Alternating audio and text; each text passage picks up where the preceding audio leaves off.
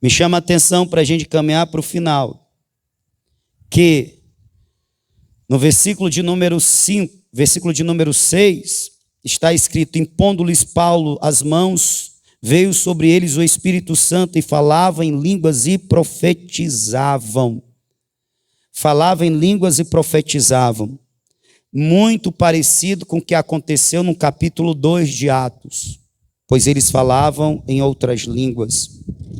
Muito parecido com o que está registrado em Atos capítulo de número 8. Por inferência, a gente pode entender que aconteceu algo. Provavelmente eles falaram em línguas e profetizaram. Por quê? Porque um certo Simão, ele viu acontecer algo que testificou nele. Eles foram cheios do Espírito Santo. Então ele ouviu e viu algo. Provavelmente o que aconteceu em Atos 2, em Atos 19, e em Atos 10, a partir do versículo de número 44, se não me falha a memória, estando Pedro ainda a pregar, desceu sobre Cornélio e os que ali estavam reunidos o Espírito Santo, e eles foram cheios do Espírito Santo. É interessante que as Escrituras diz que o batismo com o Espírito Santo é o mesmo que ser cheio do Espírito Santo. E o que aconteceu? Eles falaram em línguas e engrandeceram a Deus, e profetizaram. Sinais. E eu quero destacar este ponto. Todas as vezes que se fala de alguém ser cheio do Espírito Santo, batizado com o Espírito Santo, existem evidências, sinais, visíveis e audíveis. E por que esses sinais? Justamente para se testificar.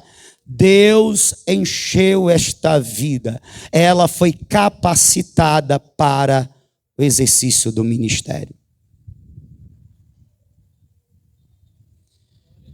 Para não deixar dúvida de que Deus encheu e batizou alguém, existem sinais, como profetizado em Joel, capítulo de número 2, versículo de número 28.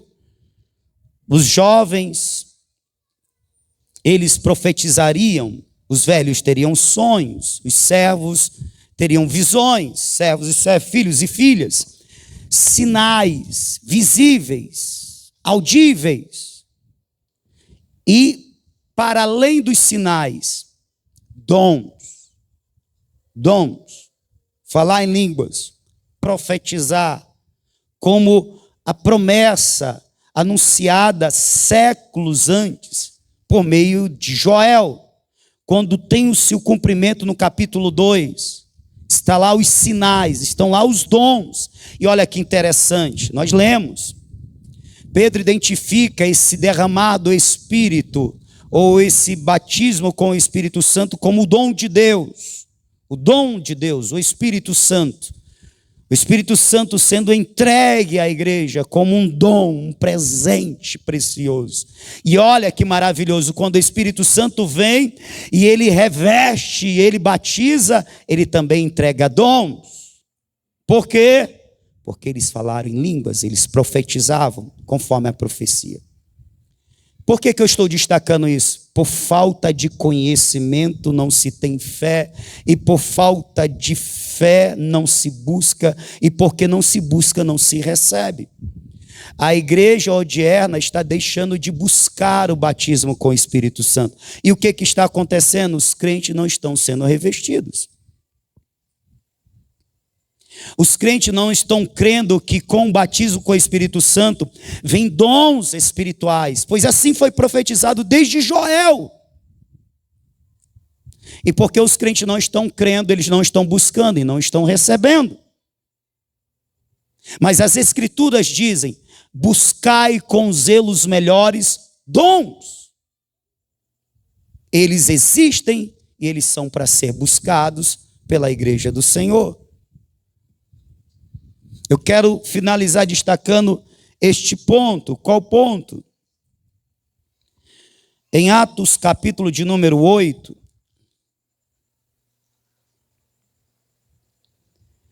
está escrito, no versículo de número, mas como crer,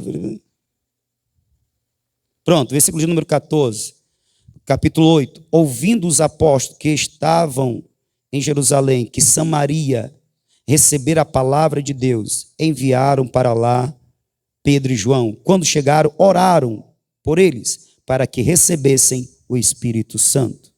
Se receber o Espírito Santo aqui, é ser batizado com o Espírito Santo, visto que o Espírito Santo vindo habitar se dá na conversão, ele já havia se convertido. Porque sobre nenhum deles tinha ainda descido, mas somente eram batizados em nome do Senhor. Preste atenção no que eu vou dizer agora. Capítulo 8, versículo 14. Os apóstolos souberam que houve conversões em Samaria. E eles vão a Samaria. E eles vão fazer o que? Eles vão orar para que os crentes sejam batizados com o Espírito Santo. Atos capítulo 19, que foi a leitura que eu fiz. Qual é a pergunta de Paulo aos novos convertidos, aqueles discípulos? Recebeste o Espírito Santo quando creste? Nós vemos a mesma preocupação de Pedro, da igreja em Jerusalém, representado por Pedro e João, e de Paulo, independente do tempo e do lugar. Qual é a preocupação? Me ouçam por favor, todo novo convertido, todo discípulo, todo salvo, precisa ser cheio do Espírito Santo.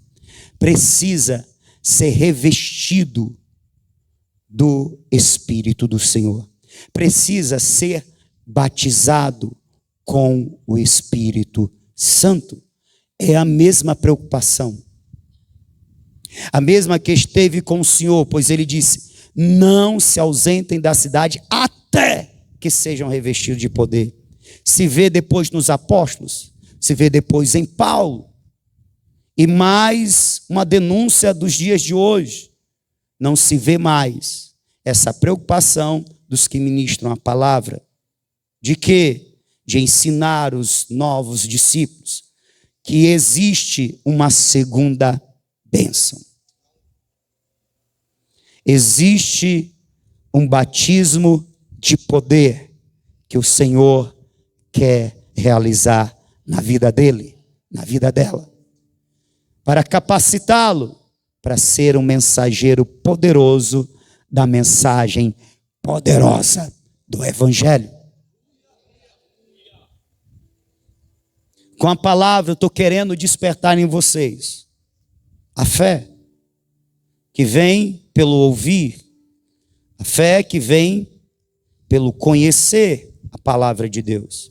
E nessa fé nós buscarmos. Pastor, eu já fui batizado com o Espírito Santo. Quem sabe você não precisa de um renovo?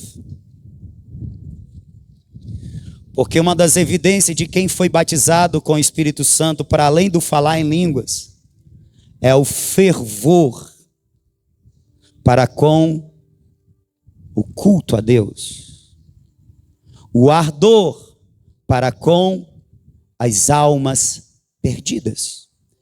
Quem é cheio do Espírito Santo, ele tem amor, ele tem um desejo ardente e latente de ganhar vidas para isso, porque ele recebeu poder de Deus justamente para fazer esta obra. Não arde mais no meu coração, pastor. Já ardeu um dia. Você precisa de uma restauração, de um renovo, de um avivamento. E aí cabe a palavra do apóstolo Paulo, que disse aos Efésios: não vos embriagueis com vinho em que há contenda, mas enchei-vos do Espírito Santo. Capítulo 5, versículo de número 18. Cabe também a palavra do apóstolo Paulo a Timóteo: meu filho Timóteo, eu te admoesto, eu te exorto, que avives o dom de Deus que há em ti, porque Deus não nos deu um espírito de covardia, mas de poder, moderação e amor. Timóteo estava precisando de um avivamento, de um renovo espiritual. Aleluia, esse renovo vem quando o Espírito de Deus, ele enche o crente de novo. Aleluia! Quem está me entendendo?